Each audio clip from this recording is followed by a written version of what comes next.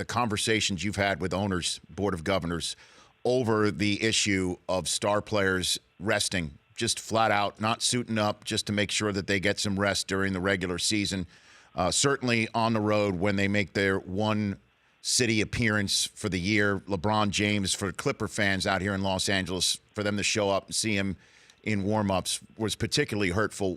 Where are you on this subject with owners and coaches and making sure this doesn't happen for fans across the country? Where our owners are is we all agree that, first of all, you know what, the way you described it in the question, it makes it seem like guys just want to rest. What's really happening is this is team-directed resting. This is, where taking advantage of modern science and technology, they're carefully tracking how much these players sleep, how the amount of movement on the floor, how tired they are, oxygen level of their blood and all that stuff, and they're making decisions to try to avoid injury so the players can stay healthy longer into the season, be available for playoffs and finals, et cetera. So I never want to leave somebody with the sense that players, sometimes I hear this notion from players from the old days, we were just tougher and this is player. I've heard it. If you're in the locker room, the players want to play. There aren't players raising their hands saying, I'd rather just sit on the bench and watch, my teammates run up and down the floor. That's not the case at all. This is very tactical. It's very strategic. But having said that,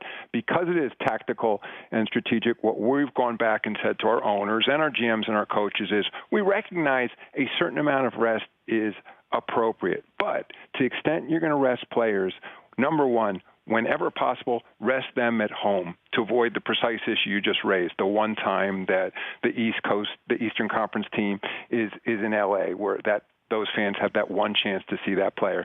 And then the other thing we've said is, to the extent possible, avoid resting multiple starters at the same time, especially during, marquee national television games. And what did the owners say to that? What did the owners say? And the owners said, we agree. And by the way, and the coaches said, we agree, and the GM said, we agree. Now, in practice, I know there are going to be times when it's as you know from being around this league a long time, from being around the NFL for a long time, players are constantly banged up. And the one thing I'm trying to avoid is getting into a position where our teams where it's league doctor's note versus team doctor's note, that, I think at the end there's got to be a certain amount of good faith here as to when a player is genuinely injured or when a player is being rested for tactical purposes.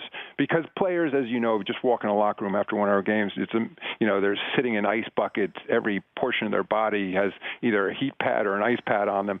So it's, again, these guys, they're tough guys. It's just really a question of how can we keep them healthy longer throughout the season. The Rich Eisen Show, weekdays at noon Eastern on radio stations across the country and audience. If you like that, please download our app. There's lots of fun things there other than just more of the videos you just saw. You can call us from the app. You can email us from the app. Just download it. Trust me, you'll enjoy it.